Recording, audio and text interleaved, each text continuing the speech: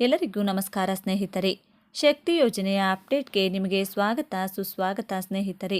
Free ಬಸ್ನಲ್ಲಿ ಪ್ರಯಾಣ ಮಾಡುವ ಮಹಿಳೆಯರಿಗೆ ಇಲ್ಲೊಂದು ಹೊಸ ರೂಲ್ಸ್ ಬಂದಿದೆ. ಈಗ ಟಿಕೆಟ್ ಬೆಲೆ ಏನೋ ಏರಿಕೆಯಾಗಿದೆ ಗಂಡಸರಿಗೆ, ಮಹಿಳೆಯರಿಗೆ ಯಥಾಸ್ಥಿತಿಯಾಗಿ ಫ್ರೀ ಬಸ್ ಇರುತ್ತೆ. ಇದರಲ್ಲಿ ಯಾವುದೇ ಚೇಂಜಸ್ ಇಲ್ಲ. ಫ್ರೀ ಬಸ್ಸನ್ನು ರದ್ದು ಕೂಡ ಮಾಡ್ತಿಲ್ಲ. ಈಗ ಫ್ರೀ ಬಸ್ನಲ್ಲಿ ಪ್ರಯಾಣ ಮಾಡುವ ಮಹಿಳೆಯರಿಗೆ ಕೆಲವೊಂದು ಹೊಸ ರೂಲ್ಸ್ಗಳಾದರೆ ಇಟ್ಟಿದ್ದಾರೆ. ಬಂದಿರುವಂತಹ ಹೊಸ ರೂಲ್ಸ್ ಏನು ಎನ್ನುವಂತಹದ್ದನ್ನು ತಿಳಿಸಿಕೊಡ್ತೀವಿ.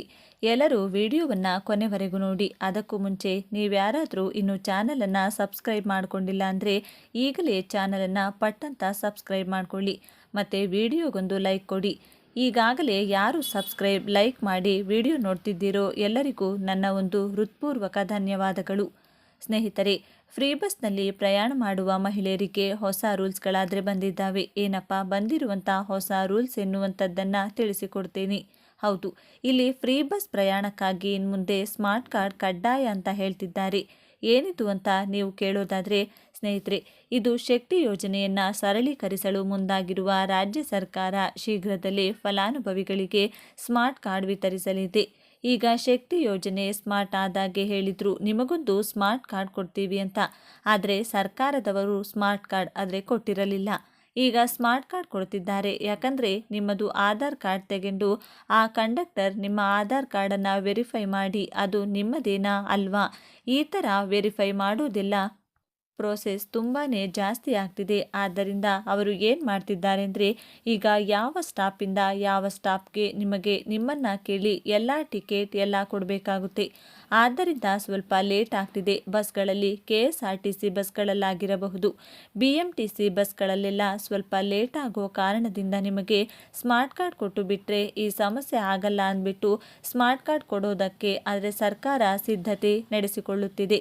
ಇಲ್ಲಿ ಯೋಜನೆಯು ರಾಜ್ಯದ ಮಹಿಳೆಯರಿಗೆ ಮಾತ್ರ ಅನ್ವಯಿಸುವುದರಿಂದ ಮಹಿಳೆಯರು ತಮ್ಮ ಸ್ಥಳೀಯ ವಿಳಾಸಗಳನ್ನು ಹೊಂದಿರುವ ಗುರುತಿನ ಚೀಟಿಯನ್ನು ಹಾಜರುಪಡಿಸಬೇಕಾಗುತ್ತದೆ. ನಿಮ್ಮ ಒಂದು ಸ್ಥಳೀಯ ಒಂದು ವಿಳಾಸ ಹೊಂದಿರುವ ಗುರುತಿನ ಚೀಟಿಯನ್ನು ಕೊಡಬೇಕಾಗುತ್ತೆ.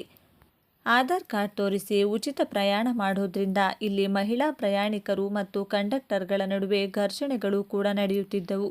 ಕರ್ನಾಟಕದ ನಿವಾಸಿಗಳಲ್ಲದ ಮಹಿಳೆಯರು ಕೂಡ ಉಚಿತ ಯೋಜನೆ ಪಡೆಯಲು ಪ್ರಯತ್ನ ಆದರೆ ಮಾಡುತ್ತಿದ್ದಾರೆ. ಇಲ್ಲಿ ಕರ್ನಾಟಕದ ಮಹಿಳೆಯರಿಗೆ ಮಾತ್ರ ಫ್ರೀ ಬಸ್ಸಲ್ಲಿ ಪ್ರಯಾಣ ಮಾಡೋದಕ್ಕೆ ಅವಕಾಶವಿರುತ್ತದೆ. ಬೇರೆ ರಾಜ್ಯದ ಮಹಿಳೆಯರು ಕೂಡ ಇಲ್ಲಿ ಬಂದು ಪ್ರಯಾಣ ಮಾಡೋದಕ್ಕೆ ಕಂಡಕ್ಟರ್ ಜೊತೆಗೆ ಜಗಳ ಆಡ್ತಿದ್ದಾರೆ. ಇನ್ನು ಕೆಲವರು ನಾವು ಕೂಡ ಕರ್ನಾಟಕದವರೇ ಅಂತ ಹೇಳ್ತಿದ್ದಾರೆ. ಈ ರೀತಿಯಾಗಿ ಎಲ್ಲ ಸಮಸ್ಯೆ ಆಗ್ತಿದೆ. ಆಧಾರ್ ಕಾರ್ಡಲ್ಲಿ ಗೊತ್ತಾದರೂ ಕೂಡ ಇಲ್ಲಿ ಅದೆಲ್ಲ ಸ್ವಲ್ಪ ಸಮಸ್ಯೆ ಆಗ್ತಿದೆ. ಕ್ಲಿಯರ್ ಆಗಿ ಎಲ್ಲ ನೋಡೋದು ರಶ್ ಎಲ್ಲ ಇರುತ್ತೆ KSRTC BMTC ಬಸ್ಗಳಲ್ಲಿ. ಆದ್ದರಿಂದ ಮುಂದಿನ ದಿನಗಳಲ್ಲಿ ಏನು ಮಾಡ್ತಾರೆ ಅಂದರೆ ಈಗ ಸಿದ್ಧತೆ ನಡೀತಿದೆ. ನಿಮಗೆ ಸ್ಮಾರ್ಟ್ ಕಾರ್ಡ್ ಆದರೆ ಕೊಡ್ತಾರೆ.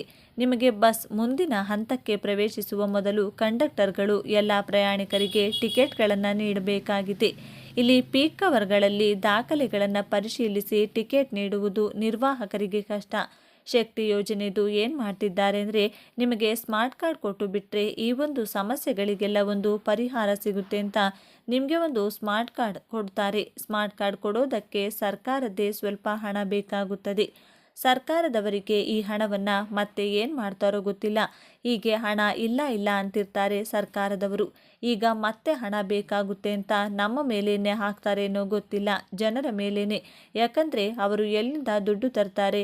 ಈಗ ನೋಡೋದಾದರೆ ಜನರ ಮೇಲೇನೆ ಆಗಬೇಕು. ಈಗ ಟಿಕೆಟ್ ಬೆಲೆ ಏರಿಕೆ ಮಾಡೋವರೇ ನಿಮ್ಮವರೆಲ್ಲರಿಗೂ ಕೂಡ ಗೊತ್ತಿದೆ. ಟಿಕೆಟ್ ಬೆಲೆ ಏರಿಕೆ ಮಾಡಿದ್ದಾರೆ. 15% ಟಿಕೆಟ್ ಬೆಲೆ ಏರಿಕೆಯಾಗಿದೆ. ಅದು ಇವತ್ತಿಂದಾನೇ ಕಂಟಿನ್ಯೂ ಕೂಡ ಆಗಿದೆ. ಇವತ್ತಿಂದ ಎಲ್ಲರಿಗೂ 15% ಏನು ರೈಸ್ ಆಗಿದೆ. ಆ ಒಂದು ಟಿಕೆಟ್ ಕೊಡ್ತಿದ್ದಾರೆ. ಹಳೆ ಟಿಕೆಟ್ಗಳನ್ನು ಕೊಡ್ತಿಲ್ಲ. ಆಲ್ರೆಡಿ ಅಧಿಕೃತ ಘೋಷಣೆ ಕೂಡ ಬಂದಿದೆ. ಮತ್ತು ಇನ್ನೂ ಕೆಲವೊಂದು ಬೆಲೆ ಏರಿಕೆಗಳ ಸಾಧ್ಯತೆ ಕೂಡ ಇದೆ ಅಂತ ಹೇಳ್ತಿರುವಂಥದ್ದು ಸ್ನೇಹಿತರೆ. ಆದ್ದರಿಂದ ಈಗ ಇಲ್ಲಿ ಫ್ರೀ ಬಸ್ನಲ್ಲಿ ಪ್ರಯಾಣ ಮಾಡುವ ಎಲ್ಲ ಮಹಿಳೆಯರಿಗೆ ಈ ಒಂದು ಹೊಸ ರೂಲ್ಸ್ ಬರ್ತಿದೆ. ಮುಂದಿನ ದಿನಗಳಲ್ಲಿ ಸ್ಮಾರ್ಟ್ ಕಾರ್ಡ್ ಕೊಡ್ತಾರೆ. ಇದು ಆನ್ಲೈನ್ನಲ್ಲೇ ಕೊಡ್ತಾರೆ ಅನಿಸುತ್ತೆ. ಸೇವಾ ಸಿಂಧು ಪೋರ್ಟಲಲ್ಲಿ ಅದು ಯಾವ ರೀತಿಯಾಗಿ ಅಪ್ಲೈ ಮಾಡ್ಕೋಬೇಕು, ಯಾವ ರೀತಿಯಾಗಿ ತೆಗೆದುಕೊಳ್ಬೇಕು, ನೀವು ಸ್ಮಾರ್ಟ್ ಕಾರ್ಡನ್ನು ಅನ್ನುವಂಥದ್ದನ್ನು ಎಲ್ಲ ತಿಳಿಸಿಕೊಡ್ತೀನಿ. ನೀವು ನಮ್ಮ ಚಾನಲನ್ನು ಸಬ್ಸ್ಕ್ರೈಬ್ ಮಾಡಿ ಇಟ್ಕೊಂಡಿರಿ. ಅಪ್ಡೇಟ್ ಬಂದ ಕೂಡಲೇ ನಿಮಗೆ ತಿಳಿಸಿಕೊಡ್ತೀನಿ. ನೀವು ಯಾರಾದರೂ ಇನ್ನೂ ವಿಡಿಯೋಗೊಂದು ಲೈಕ್ ಕೊಟ್ಟಿಲ್ಲ ಅಂದರೆ ಲೈಕ್ ಕೊಡಿ ಸ್ನೇಹಿತರೆ. ಈಗ ಟಿಕೆಟ್ ದರ ಏರಿಕೆ ಮಾಡಿದರೆ ಇದರ ಬಗ್ಗೆ ನಿಮ್ಮ ಅಭಿಪ್ರಾಯಗಳೇನು?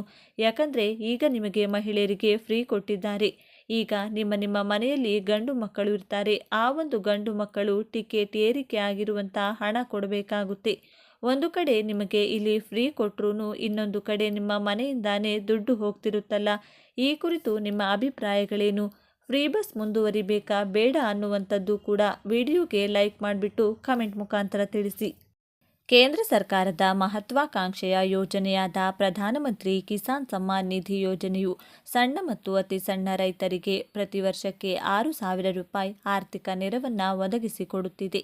ಪ್ರತಿ 4 ತಿಂಗಳಿಗೊಮ್ಮೆ 2,200 ರೂಪಾಯಿ ಕಂತುಗಳಂತೆ ಒಟ್ಟು 6,000 ರೂಪಾಯಿ ಹಣ ಸಹಾಯಧನ ಡಿಬಿಟಿ ಮೂಲಕ ಡೈರೆಕ್ಟ್ ಬೆನಿಫಿಟ್ ಟ್ರಾನ್ಸ್ಫರ್ ಮೂಲಕ ಎಲ್ಲ ರೈತ ಫಲಾನುಭವಿಗಳ ಖಾತೆಗೆ ಜಮಾ ಮಾಡಲಾಗುತ್ತಿದ್ದು, ಇದೆಲ್ಲ ನಿಮಗೆ ಗೊತ್ತೇ ಇದೆ ವೀಕ್ಷಕರೇ. ಸದ್ಯಕ್ಕೆ ಈಗಾಗಲೇ ಎಲ್ಲ ರೈತರ ಬ್ಯಾಂಕ್ ಖಾತೆಗೆ 17ರಿಂದ 18ನೇ ಕಂತು ಯಶಸ್ವಿಯಾಗಿ ರೈತರ ಖಾತೆಗೆ ರೈತರ ಅಕೌಂಟ್ಗೆ ಜಮಾ ಮಾಡಲಾಗಿದೆ. ಇನ್ನು 19ನೇ ಕಂತು ಯಾವಾಗ ಜಮಾ ಆಗುತ್ತೆ ಎಂದು ರೈತರು ಕಾತುರದಿಂದ ಕಾಯುತ್ತಿದ್ದಾರೆ.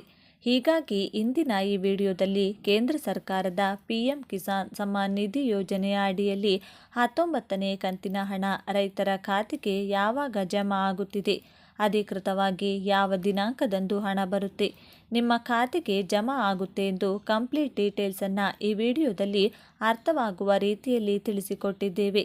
ವೀಕ್ಷಕರೇ, ನೀವು ಮಾಡಬೇಕಾಗಿದ್ದು ಇಷ್ಟೇ. ಹೀಗೆ ದಿನಾಲೂ ಹೊಸ ಮಾಹಿತಿ ಮತ್ತು ಅಪ್ಡೇಟ್ಗಳನ್ನು ನಿಮ್ಮ ಸ್ಮಾರ್ಟ್ಫೋನ್ನಲ್ಲೇ ಪಡೆಯಲು ಈ ಕೂಡಲೇ ನಮ್ಮ ಚಾನಲನ್ನು ಸಬ್ಸ್ಕ್ರೈಬ್ ಮಾಡಿ. ಹೌದು, ಈ 2025ರಲ್ಲಿ ಬಹಳಷ್ಟು ಯೋಜನೆಗಳಲ್ಲಿ ಬದಲಾವಣೆ ಸೇರಿದಂತೆ ಹೊಸ ರೂಲ್ಸ್, ಹೊಸ ನಿಯಮಗಳು ಜಾರಿಗೆ ಮಾಡಲಾಗಿತ್ತು. ಇದೀಗ ರೈತರ 2,000 ರೂಪಾಯಿ PM ಕಿಸಾನ್ ಯೋಜನೆಯ ಅಡಿಯಲ್ಲಿ 19ನೇ ಕಂತಿನ ಹಣವನ್ನು ಇದೇ ಜನವರಿ ಕೊನೆಯ ವಾರ ಅಥವಾ ಫೆಬ್ರವರಿ ಮೊದಲ ವಾರದಲ್ಲಿ ಎಲ್ಲರ ಖಾತೆಗೆ ಅಧಿಕೃತವಾಗಿ ಜಮಾ ಆಗಲಿದೆ ಎಂದು ಇದೀಗ ಆಂತರಿಕವಾಗಿ ಮಾಹಿತಿಯನ್ನು ಕೇಂದ್ರ ಸರ್ಕಾರವು ಬಿಡುಗಡೆಗೊಳಿಸಿದೆ.